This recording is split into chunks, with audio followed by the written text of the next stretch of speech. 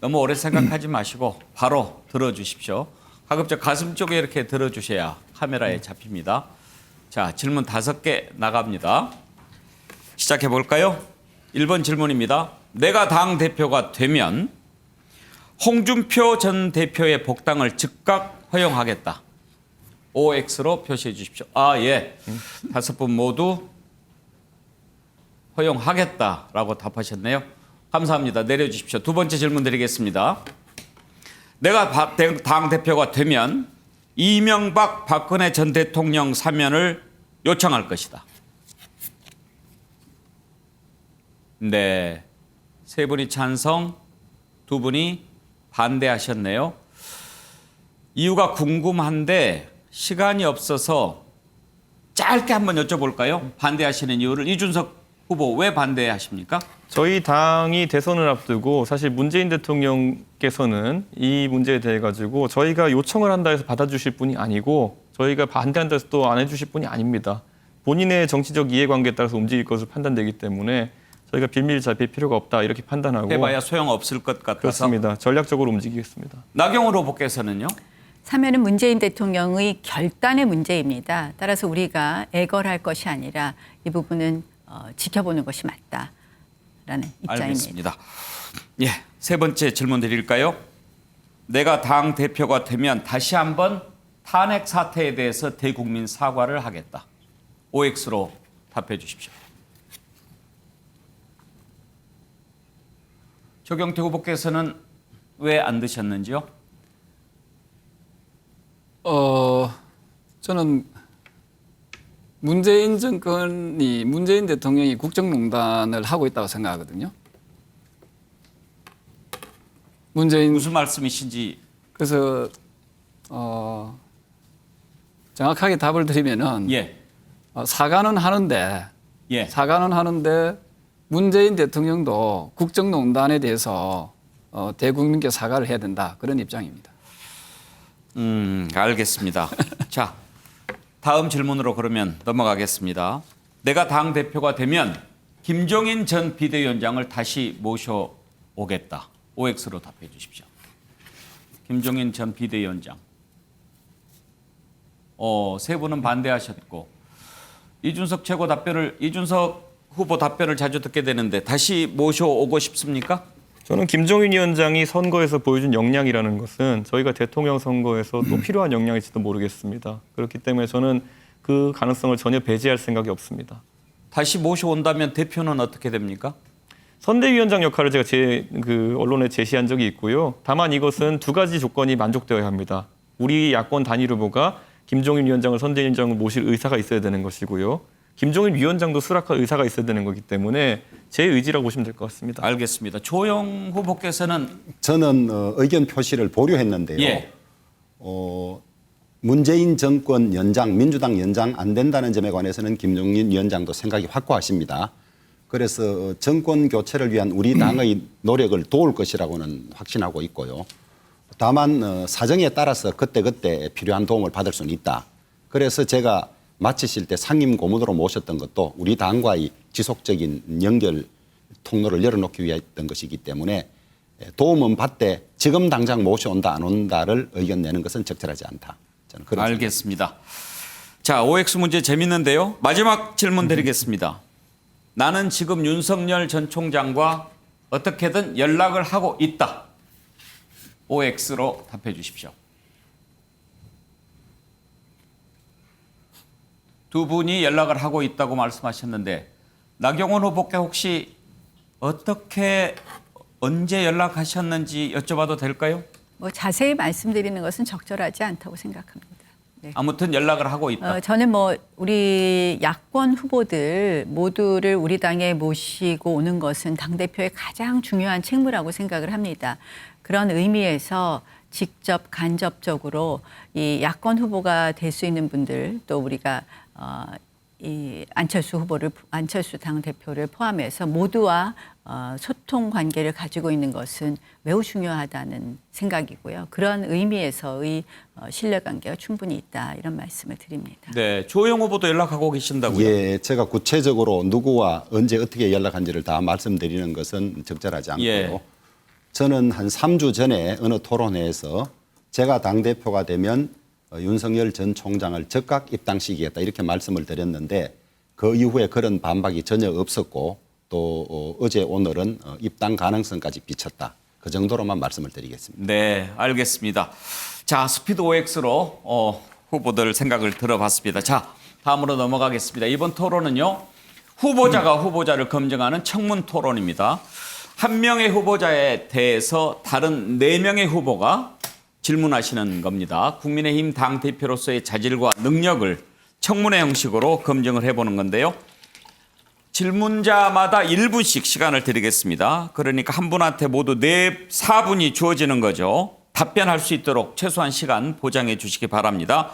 이번에 약속된 순서는 홍문표 후보가 청문회 대상이 되는 거지요. 그러면 나경원 후보가 먼저 질문을 시작해 주시고 그다음에 이준석 후보, 주호영 후보, 조경태 후보 이렇게 가겠습니다. 자, 홍문표 후보를 상대로 나경원 후보 시작해 주시죠. 홍문표 후보께서는 사실 우리 당에서 사무총장을 역임하시는 등 또 그동안 우리 당의 여러 가지 당직을 역임하시면서 가장 당무를 많이 이해하고 계신 분 중에 하나다. 우리가 보통 이렇게 표현합니다. 홍문표 후보께서 생각하실 때 이 전혀 당의 이러한 그 내용을 속속들이 알지 못하는 경우에 과연 우리가 이 대선을 앞두고 과연 대선의 선장 역할을 맡길 수 있는지 한번 그에 대해서 답변해 주시기 바랍니다. 당을 모르고 당대표를 한다 이런 말씀 아닙니까? 네, 예. 어렵습니다. 뭐 253개 우리나라 구석구석에 무슨 일이 있는지를 파악하지 못하고 이 대통령 선거를 치를 수 없습니다. 또 선거는 전략 전술이 있는 건데 그것이 경험 없이는 어렵다고 봅니다. 네. 이번에 이준석 후보가 질문해 주시죠. 예, 홍문표 의원님께서는 뭐 당을 잘 알고 계시기 때문에 저는 기본적으로 우리 당의 이제 체질 변화를 위해 가지고 드리고 싶은 질문이 있습니다. 지금 우리 당에 보면은 지역위원회, 당협위원회들이 운영되고 있습니다. 그런데 최근에 그 여기 나오신 후보들의 공약을 보면은 지구당 부활에 대해 가지고 여러 가지 관점을 갖고 계십니다. 홍문표 후보께서는 지구당 부활에 대해서 어떻게 입장을 가지고 계신지 궁금합니다. 저는 현역과 원외위원장의 문제는 너무나도 지금 괴리가 많습니다. 현역은 하고 싶은 걸 다 합니다. 그런데 원외위원장은 아무것도 못 합니다. 그래서 형평의 원칙을 맞추기 위해서는 부활을 시켜서 그 지역의 민원도 다루고 또 그 지역의 문제점을 스스로 해결할 수 있는 역량을 줘야 그게 우리 당의 더 크고 강한 자산이 될 수 있다. 그래서 저는 부활을 시키는 것이 맞다. 이렇게 주장을 합니다. 네. 이번에는 주호영 후보가 질문해 주실까요? 예, 홍문표 선배님 참 우리 당의 산전수전을 다 겪으신 백전노장이신데 이번 대선 치르겠다고 나오셔서 참으로 감사하고 또 든든한 측면이 있습니다. 그런데 소위 이준석 현상이라 그래서 지금 뭐 세대 교체를 해야 되느니 말아야 되느니 이야기도 있고 무조건 바꿔라는 이야기도 있지 않습니까? 이 당을 거대한 당을 운영하고 또 대선이라는 거대한 전쟁을 치르는데 이준석 현상, 소위 이 돌풍 이것으로서 우리가 이길 수 있는 것인지 아니면 어떻게 해야 이길 수 있는 것인지 지혜를 듣고 싶습니다. 돌풍만 갖고 대통령 선거를 이긴다는 건 저는 어렵다고 봅니다.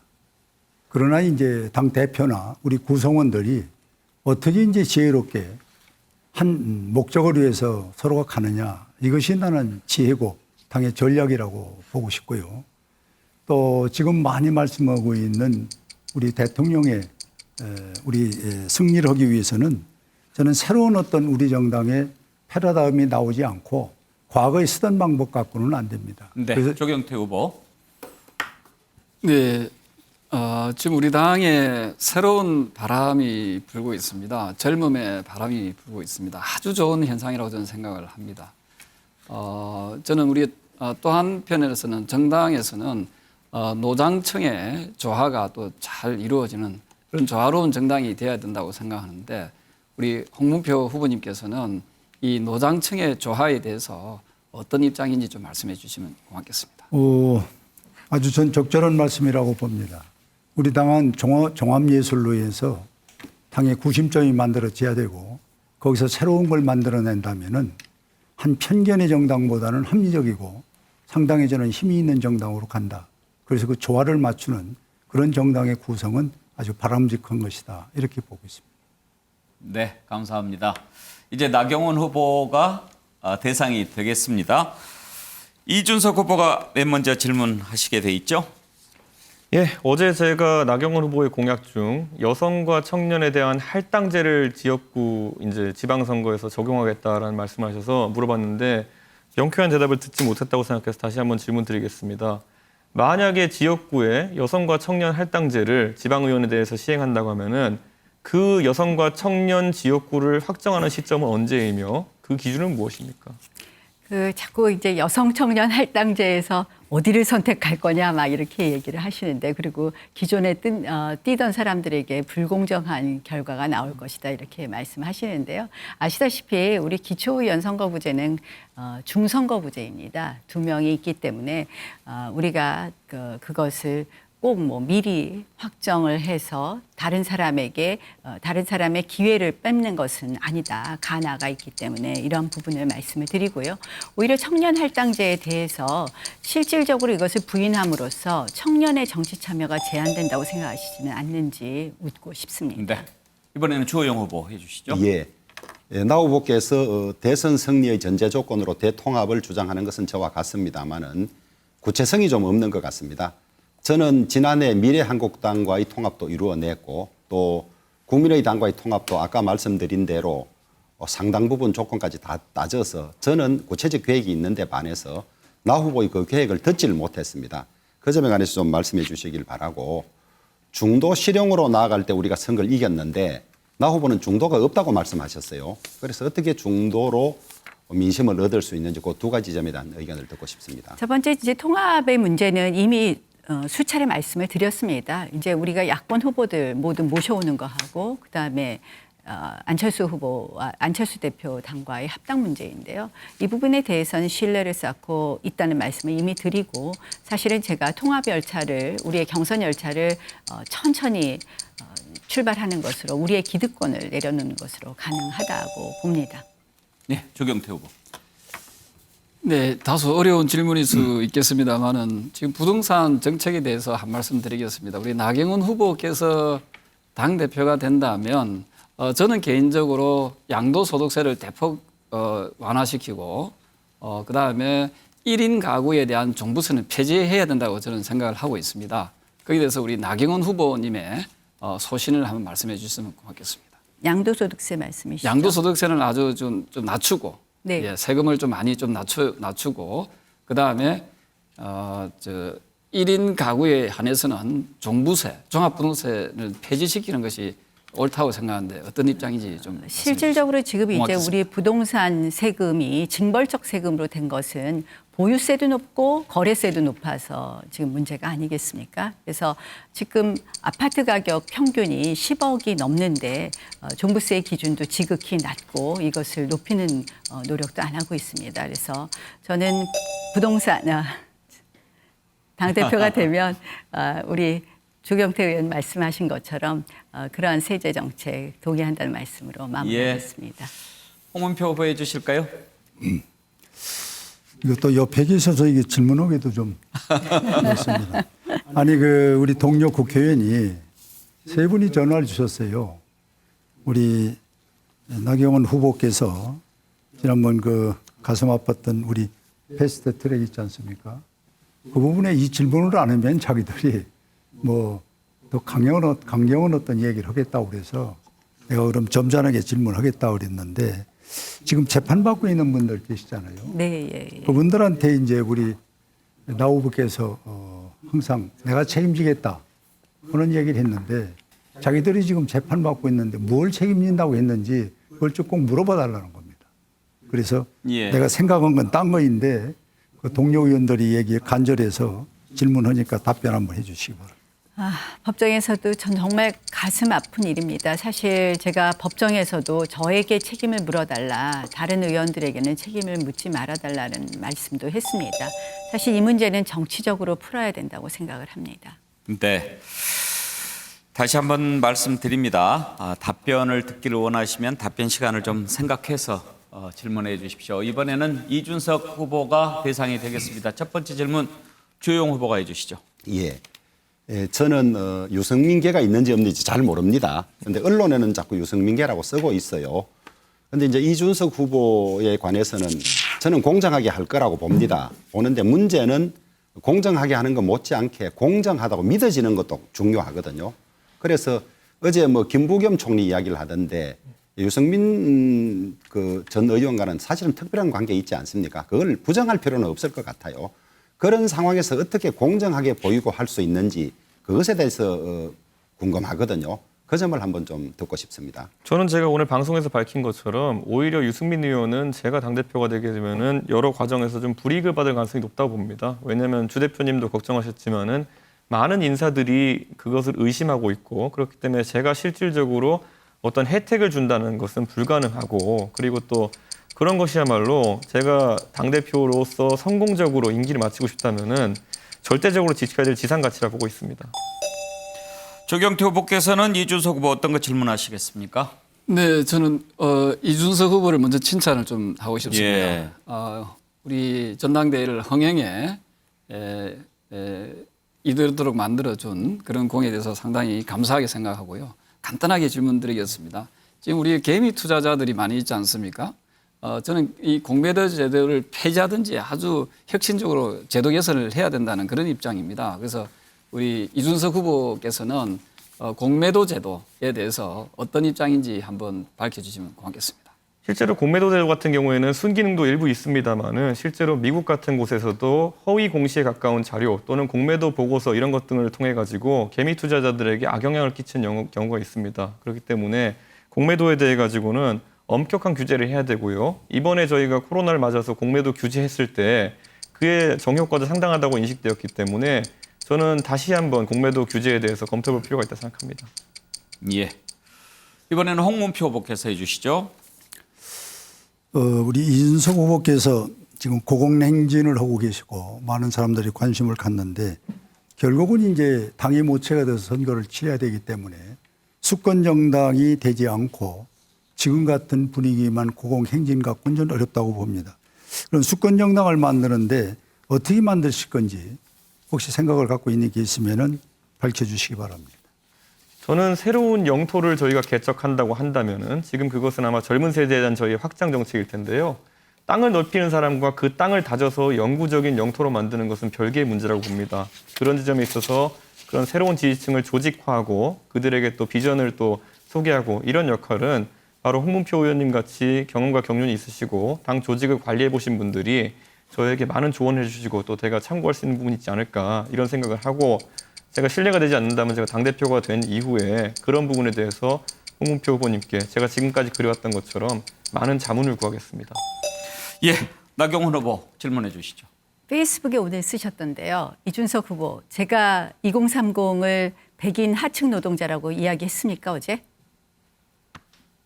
뭐라고 답변 드릴까요? 본인이 하신 말씀 중에 보면은 트럼프이즘에 저를 비교하면서 그것도 또 이야기했습니까 아닙니까? 아니, 그러니까 그것도 또 진중권 교수 때문이라고 하시겠지만은 트럼프이즘을 설명하면서 백인 하층 노동자들에게 접근하셨다고 이게 지금 주도권 토론 아닙니다. 제 답변 시간입니다. 그렇기 때문에 제가 말씀을 드린 것은 트럼피즘에 가깝다고 말씀하시면서 백인 하층 노동자를 근거로 드셨기 때문에 당연히 그렇게 연상되는 것이고요. 아니죠. 제가 오해가는 말씀을 표현을 드리는 쓰셨으면 그에 대해서 것은 정정하시고 제 이야기를 좀 하시는 게 옳다고 하게 봅니다. 해주십시오. 이건 네. 제가 질문하는 네, 건데요. 말씀하시죠. 제가 이제 랠리로 질문하는 거니까 조금 제 이야기를 들으십시오. 제가 말씀드리는 것은 이준석 후보를 트럼프 대통령에 비유한 것이지 2030을 백인 하층 노동자에 비교한 것이 아닙니다. 그런데도 이준석 후보는 이것을 교묘하게 엮어서 또 오늘 페이스북에 한마디로 또 분열의 정치를 시작했습니다. 제가 걱정하는 것이 이준석 후보의 분열의 정치가 2030을 오히려 떠나게 할 수 있다. 저를 트럼프로 모는 게 교묘한 겁니다. 예. 예. 자, 이번에는 주호영 후보가 청문 대상이 되겠습니다. 조경태 후보 질문해 주시죠. 네, 우리 주호영 후보께서는 아마 보기 드문 아주 온화한 분이십니다. 불자시고 제가 배울 점이 많은 선배님이신데요. 저는 우리 국민들이 가지고 있는 지금 아주 힘든 것은 이 정치가 너무 분열되어 있다는 거죠. 그래서 우리 주호영식 통합 국민통합은 어떤 해법이 있는지 한번 짧게 말씀해 예, 주시면 저는 고맙겠습니다. 평소에도 원효 스님의 화쟁 사상을 많이 이야기하는데요. 우리가 각자 자기 생각만으로 상대방에게 강요할 때는 통합은 이루어지지 않습니다. 정치의 본령은 국민통합이라고 하는데 우리 당내뿐만 아니라 우리 국민들 또 정치권 전체가 역지사지하고 상대방은 왜 저런 입장을 가지고 있을까 알아보는 소통을 통해서 하나가 되는 노력이 정치권에 훨씬 더 요청된다고 하겠습니다. 예. 자, 홍문표 후보 해주시죠. 우리 주 대표 대표하는 동안에 고생 많이 하셨는데 한 가지 제가 좀 질문을 하겠습니다. 그 7개 상임위원장 갖고 줄다리기를 하다가 갑자기 사찰로 갔어요. 한 열흘인가 얼마 동안 있다가 김태년 민주당 원내대표와 결국은 만나게 됐죠. 그런데 그 만났을 때 뭐 얻은 것도 없고 서로 뭐 깊은 것도 없이 나가서 식사하면서 어깨 동무하면서 그 사진이 어느 날 갑자기 뉴스에 나오더라고요. 그렇게 해도 그게 괜찮습니까? 답변할 시간을 너무 짧게 주셔서 네. 사실은 상임위 7개 협상해서 받을 준비가 돼 있었죠. 그런데 우리 당 안에서 의원총회에서 초선들 결의, 그다음에 상임위원장들 3선들이 받지 말아야 한다고 하기 때문에 저로서는 협상력을 높이기 위해서 그렇게 다녔던 것입니다. 예. 나경원 후보 질문해 주시죠. 제가 질문하고 싶었던 것을 이제 홍문표 의원께서 질문하셨는데요. 사실 그 주호영 후보께서 원내대표 시절에 7개 상임위를 모두 포기하신 것은 하고 싶었던 것을 이제 홍문표 의원께서 질문하셨는데요. 사실 그 주호영 후보께서 원내대표 시절에 7개 상임위를 모두 포기하신 것은 정말 입법권을 모두 내준 것이라서 굉장히 가슴 아픈 일이었습니다. 그런데 지금 이제 설명하신 것이 결국은 이 당내에서 모두들 반대했기 때문에 포기하셨다 이런 말씀이신가요? 예. 그때 아마 이 협상 과정을 자세히 모르셔서 그럴 텐데 저는 받아오다는 입장으로 중요 상임위 7개를 확보해 놓은 상태인데 의총에서 거부된 겁니다. 법사위를 가지고 오지 않으면 어차피 민주당이 일방통행할 것이니까 7개 모든 상임위를 다 주고 민주당이 걸. 실수하도록 하자. 근데 일방 저는요, 독주하도록 하자. 저는 그리고 그것이 저는 이번 4.7 보궐선거에 저는 승리의 한 요건이 됐다고 아니죠. 생각합니다. 그거는 정말 제 독단적으로 한 것이 뼈아픈 아닙니다. 일입니다. 의총에서 그렇게 의원들의 의견이 모아지지 않도록 원내대표라면 설득했어야 된다고 생각을 합니다. 네, 1분이 좀 짧은 것 같군요. 후보 간에 이렇게 질문이 있을 때 다른 후보께서는 가급적 발언을 삼가 주시면 좋겠습니다. 이준석 후보 질문해 주시죠. 예, 저는 뭐 주호영 대표께서 그간 당을 이끌어 오신 것에 대해서 굉장히 고맙게 생각하고 따라서 최근에 저희 당에 있었던 약간의 불화를 좀 해소하기 위해서 당을 성공적으로 이끌어 주신 주호영 대표와 김종인 대표 간의 설전이 좀 안타깝게 보였습니다. 그 김종인 대표께서 하신 말씀에 대해서 저는 개인적으로 해명을 들었지만은 아마 유권자 중에 모르시는 분이 있을 것 같아서 어떻게 된 개연성이 좀 설명 예, 아니 부탁드립니다. 안철수와 작당했다고 하는데 서울시장 선거는 100% 여론조사로 했습니다. 여론조사에 도울 방법이 없고 첫째. 그다음에 룰에도 전혀 관여를 하지 않았습니다. 그런데 왜 그런 말씀을 하셨을까? 제가 단일화가 깨질까 봐 안철수 후보를 구박하지 말라는 말씀을 몇 차례 드렸고 그다음에 100% 무선으로 합의돼 왔을 때 유선을 넣어야 된다고 주장을 하셨는데 타결이 안 되니까 오세훈 후보가 저에게 와서 말씀을 좀 드려달라고 했습니다. 아마 그런 과정을 보고 제가 편들려고 했던 것이 아닌가 그렇게 오해하실 텐데 전혀 사실무근입니다. 네. 자, 마지막으로 조경태 후보가 청문 대상입니다. 첫 번째 질문 홍문표 후보가 해주시죠. 아까 부동산 문제를 우리 조경태 후보 꺼내셨는데 저는 이 부동산 문제가 우리 당에도 보는 시각에 따라서 다 조금씩 다릅니다. 어제 그저께 제가 초선 의원님들 몇 번 만나는 기회가 있었는데 바로 그 얘기가 나왔었거든요. 거기 7명 중에서도 다 얘기가 달라요. 그래서 저는 우리 당의 하나의 의견 통일 또 그리고 당의 어떤 목소리를 하려면은 한번 이것도 공청회 같은 걸 한번 좀 마련해서 우리 안을 좀 만들어서 의원들이 공유해 가지고 당이 힘있게 나가야 부동산 정책을 좀 민주당은 실패했지만은 우리 당은 실패하지 않는 그런 길이 아닌가 해서 도리어 제안을 드립니다. 네, 제가 당대표가 되면 방금 말씀 주신 그런 내용을 담아서 부동산 대책위원회를 상설기구로 만들도록 그렇게 하겠습니다. 네. 나경원 후보가 받아주실까요? 네. 조경태 후보님께서는 2019년 제가 원내대표를 했을 때 수석 최고위원이셨습니다. 정말 그때 당이 이제 굉장히 어려운 때 보수도 막 분열되어 있을 때 우리가 참 많이 함께 힘을 모으고 또 광화문 광장에 가서 조국 사태 때 국민들과 함께 외치기도 했습니다. 어떠십니까? 그때 우리가 그렇게 외쳤기에 지금 어떻게 보면 문재인 정권의 위선이라든지 무능 또 내로남불 뭐 이런 것을 밝혀냈고 그래서 이제 5년 만에 정권 교체를 외칠 수 있는 그런 좀 어깨 필 수 있는 정당이 이제 조금 어깨를 펼 수 있는 정당이 된 것 아닌가 이렇게 생각하는데 어떠신가요? 네, 저는 그 당시에 우리 함께 잘 외쳤다고 생각하고요. 되게 용기 있는 그런 투쟁이었다 이런 생각을 합니다. 그리고 이제는 또 시대상이 좀 바뀌었으니까 지금은 좀 더 온화하고 또 다른 방식의 저는 투쟁 방식도 필요하다 그렇게 보고 있습니다. 예. 이준석 후보는 조경태 후보에게 어떤 걸 물어보시겠습니까? 예, 이번 토론에서 조경태 의원님이 여러 사안에 대해서 너무 해박한 지식을 보여주고 계셔가지고요. 뭐 여쭤보고 싶은 게 많습니다. 특히 우리 당의 이제 여론 지형을 형성하는 문제에 대해서 최근에 그 보수 유튜브들과 우리 당의 관계를 설정하는 문제에 대해서 많은 분들이 관심이 많습니다. 지금까지의 문제점이 있다면 어떻고 또 어떻게 개선해야 될까요? 저는 그동안에 보수 유튜브에 대해서 우리 당이 많이 방치했다고 생각합니다. 그래서 뭐 저나 이 자리에 계시는 우리 후보님들께서 당대표가 된다면 보수 유튜브들하고도 좀 더 많은 좀 소통의 시간이 있었으면 좋겠습니다. 그래서 우리가 저는 보수, 중도 또는 진보 세력까지도 저는 끌어안는 그런 통합의 리더십이 저는 필요하다 이렇게 보고 있습니다. 네. 자, 끝으로 주호영 후보께서 질문해 주시죠. 예, 조경태 의원은 민주당에 오래 계시다 오셔서 민주당을 가장 잘 아시는 분이고 또 우리 당에 오셔서도 상당히 환경이 달라서 아마 애를 많이 먹었을 텐데 민주당과 우리 당과 비교해서 우리 당은 이런 것을 좀 바꿨으면 좋겠다.